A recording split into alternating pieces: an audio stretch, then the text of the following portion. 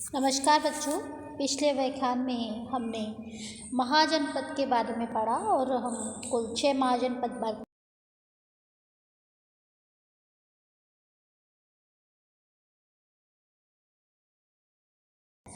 वो उत्तर वैदिक कालीन ये जनपद शक्ति अर्जित करते हुए महाजनपद की श्रेणी में स्थापित हो गया।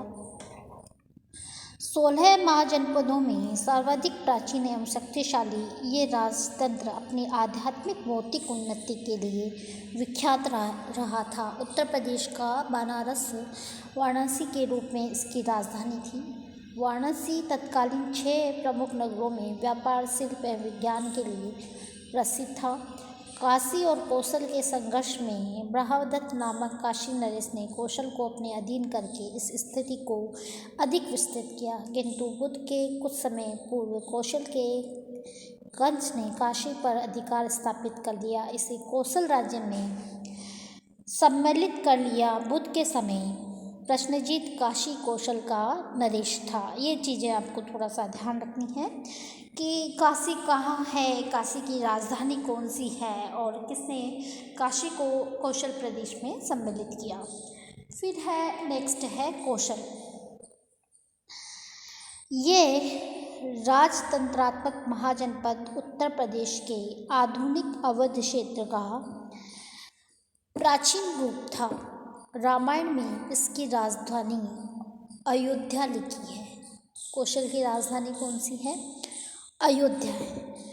बौद्ध ग्रंथों में इसकी राजधानी सावस्ती कही गई थी। अयोध्या सावस्ती के अतिरिक्त अन्य नगर साकेत भी प्रसिद्ध था। यहाँ दशरथ और राम जैसे आदर्श पुरुषों ने शासन किया है। कपिलवस्तु का शाक्य गणतंत्र एवं केशपुत्र के कलामों का गणतंत्र इसके अधीन थे।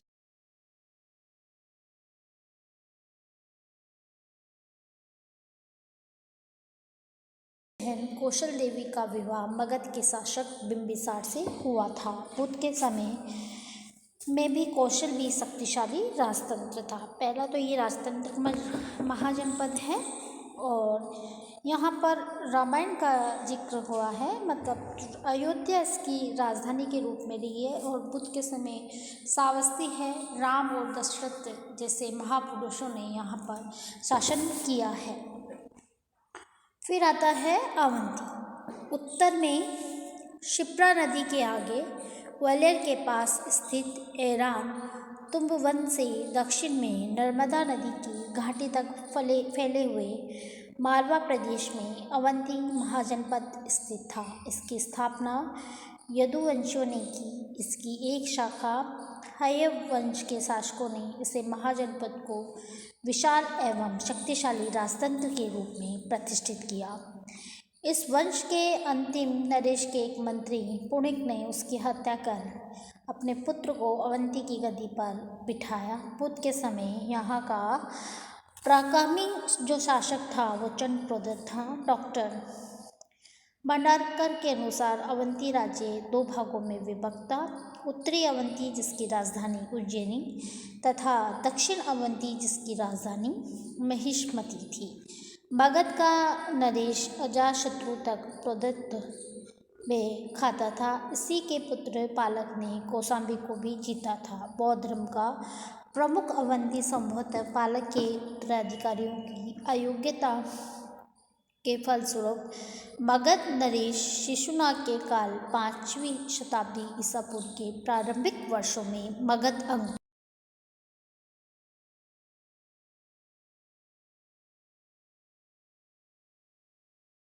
हुआ है। इसकी कितनी शाखाएं हैं और इसकी राजधानी कौन सी है? कोई जो भी महाजनपद है उसकी राजधानी को आप जरूर याद करेंगे। 3 कॉलम मैंने पहले भी बताया आपको, 3 कॉलम बनाएंगे। महाजनपद का नाम, राजधानी और उस महाजनपद से कौन सी नदी निकल रही है, और चौथा कॉलम आप यहाँ के प्रमुख शासक जहाँ कौन कौन से राजवंशों का यहाँ पर शासन रहा है।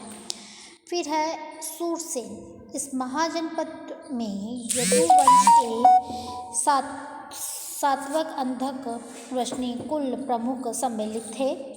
इसकी राजधानी जो थी वो मथुरा थी।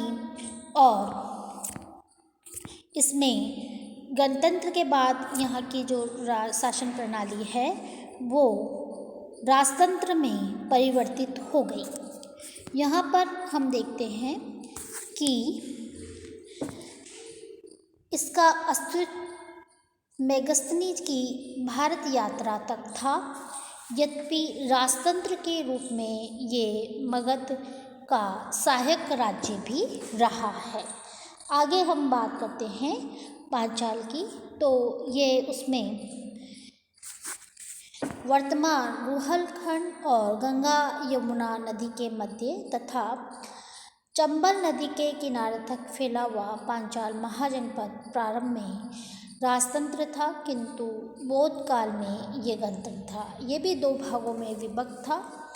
उत्तरी पांचाल की राजधानी अहिच्छत्र तथा दक्षिण पांचाल की राजधानी कंपिले थी। द्रौपदी इसी प्रदेश की थी। ब्रह्मदत्त पांचाल का शक्तिशाली शासक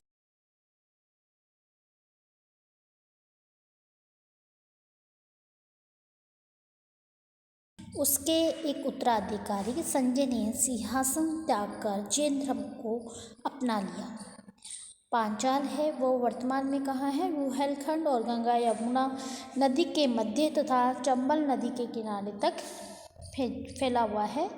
पांचाल महाजनपद प्रारंभ में राजतंत्र था, किंतु बौद्ध काल में ये गणतंत्र था। ये दो भागों में विभक्त था। उत्तरी पांचाल की राजधानी अहिच्छत्र तथा दक्षिण पांचाल की राजधानी कंपिले थी। फिर आता है मत्स्य महाजनपद। मत्स्य आधुनिक जयपुर, अलवर एवं भरतपुर का प्रदेश मत्स्य महाजनपद के अंतर्गत आता है। कई बार प्रतियोगी परीक्षाओं में पूछ लिया जाता है मत्स्य जनपद में कौन कौन से क्षेत्र आते हैं, तो जयपुर, अलवर और भरतपुर ये तीन जो डिस्ट्रिक्ट्स हैं ये इसमें कवर करते हैं। महाभारत काल में राजा विराट मत्स्य पर शासन करते थे, जिनके राज्य में पांडवों ने वनवास का अंतिम वर्ष अज्ञात वर्ष के रूप में व्यतीत किया। जयपुर दिल्ली मार्ग पे स्थित बेराठ नामक स्थान विराट नगर के रूप में इस जनपद की राजधानी था। ये राज्य भी पहले चेदी तथा बाद में मगध में समाहित कर लिया गया था। अब आगे हम इसमें देखते हैं कि अस्मक जो है वो भी महाजनपद है। तो अस्मक में राजतंत्रात्मक ये एकमात्र महाजनपद दक्षिण भारत में स्थित था। गोदावरी नदी के आसपास फैले क्षेत्र में इस महाजनपद की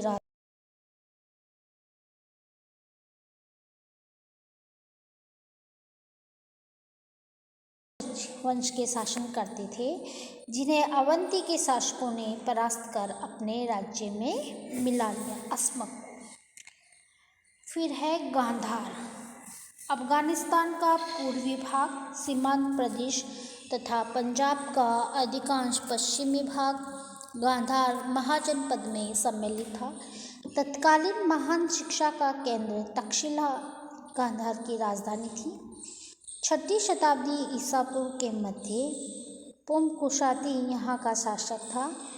इसने अवंती नरेश पौदत को पराजित किया और मगध शासक बिंबिसार के दरबार में अपना राजदूत भेजा था। अंततः 6वीं शताब्दी ईसा पूर्व के उत्तरार्ध में इमरानी जो सम्राट दारा ने गांधार को जीतकर अपने साम्राज्य में सम्मिलित कर दिया। फिर है कम्बोज। प्रारंभ में ये महाजनपद राजतंत्रात्मक था। गांधार इसका पड़ोसी राज्य था। किसका? कम्बोज का। डॉक्टर राजबली पांडे के अनुसार कश्मीर का उत्तरी छोर और गांधार के उत्तर प्रदेश पामीर तथा बसका तक का भूभाग कम्बोज में सम्मिलित था। डॉक्टर विमल चंद्र पांडे के अनुसार कम्बोज की राजधानी हाटक थी। डॉक्टर पीएल भार्गव एवं राजबली पांडे कम्बोज की राजधानी हाटक नहीं मानकर राजपुर लिखते हैं। वैसे राजपुर का उल्लेख महाभारत में भी है। इसके अतिरिक्त इस राज्य का एक अन्य प्रमुख नगर द्वारका था। महाभारत में कंबोज नरेश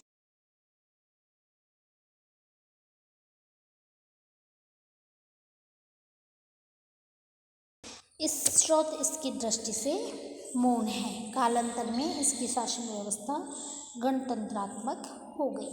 फिर है चेदी। यह महाजनपद आधुनिक बुंदेलखंड के पूर्वी भाग में स्थित है। इस राज्य की राजधानी शक्तिमती थी, जिसे बौद्ध साक्ष्य में शोथवती कहा गया है। ऋग्वेद में चेदी लोगों का उल्लेख मिलता है। महाभारत काल में चेदी का शासक शिशुपाल था, जिसका वध कृष्ण द्वारा किया गया है। कालांतर में चेदियों की एक शाखा ने कलिंग में अपने शासन की स्थापना की, जिन्हें अश्मक राज्य द्वारा परास्त किया गया था। तो इस प्रकार ये 16 जो महाजनपद हैं वो आपने इसमें देखा। इन महाजनपदों की शासन व्यवस्था के बारे में हमें जो जानकारी मिली उसको आपने पढ़ा, और कौन से यहाँ पर महत्वपूर्ण शासक थे या किसने क्या किया इसके बारे में जाना। तो 6ठी शताब्दी का उल्लेखित भारत 16 महाजनपदों में बटा हुआ था। इसमें मैंने पहले भी बताया आपको 14 जो महाजनपद थे वो तो राजतंत्रात्मक थे, जिनमें वंशानुगत शासन प्रणाली चलती थी, लेकिन वजीज एवं मल आरंभ से ही गणतंत्रात्मक राज्य थे। इनको आप याद रखेंगे VM, वजीज और मल। जबकि कुरु, पांचाल तथा कंबोज, कुरु, पांचाल तथा कंबोज को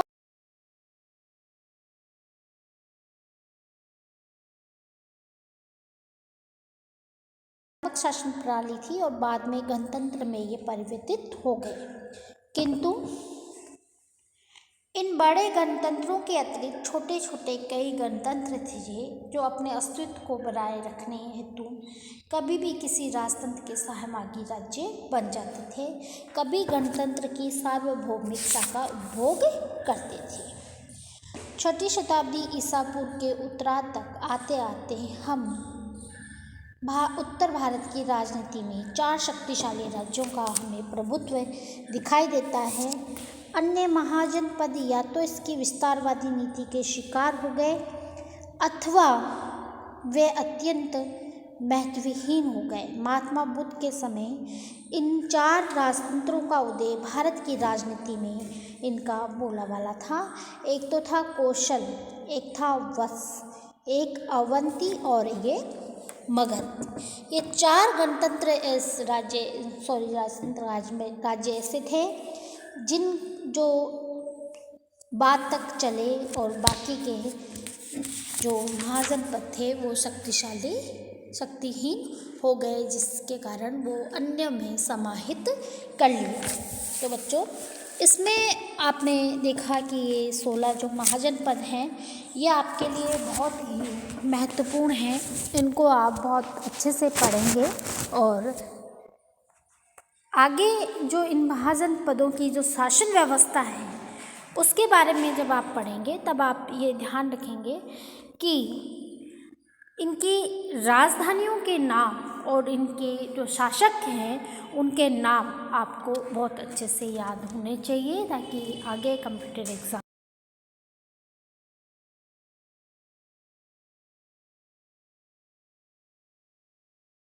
तो एक इतिहास में है कि पावा के मल, तो कुशीनगर जो महात्मा बुद्ध का जहाँ अंतिम समय व्यतीत हुआ वो कुशीनगर के मल राज्य के पूर्वोत्तर में स्थित था, जहाँ आजकल देवरिया जिले में कुशीनगर से 10-11 मील दूर फाजिल नगर स्थित है। यही इसकी राजधानी का है, पावा है।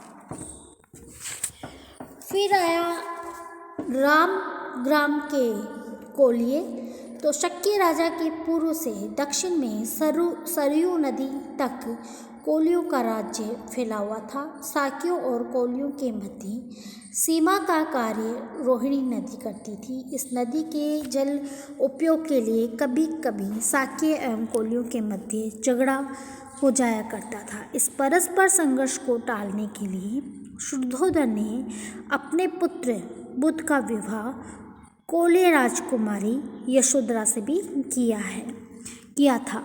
तो ये झगड़ा शांत करने के लिए गौतम बुद्ध के पिता कौन थे? शुद्धोधन। उन्होंने गौतम बुद्ध का विवाह करवाया था कोल्य राजकुमारी यशोधरा से। फिर आता है वैशाली के लिच्छवी गणराज्य उत्तरी बिहार में मल्ल और बुल्ली राज्य के पूर्व एवं गंगा के उत्तर में स्थित था। इसकी राजधानी वैशाली आधुनिक मुजफ्फर जिले के वैसार नामक स्थान पर थी। ये सार्वजनिक भवनों, विशाल राजप्रासादों, विहारों, चैत्यों आदि के लिए प्रसिद्ध थी। लिच्छवी महात्मा बुद्ध एवं महावीर जैन दोनों के संपर्क में रहे, अतः इन दोनों महापुरुषों की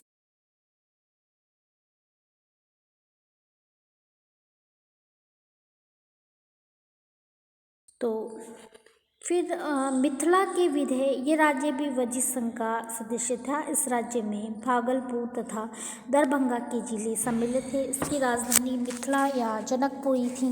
ये व्यापार का प्रमुख केंद्र था और यहाँ की जो स्त्रियाँ थीं वो विदुषी का मतलब बहुत पढ़ी लिखी और ज्ञानी थी। तो यहाँ पर आपने देखा कि महाजनपदों का आपने अध्ययन किया और इसको आप बहुत अच्छे से आगे के उसमें याद करेंगे। धन्यवाद।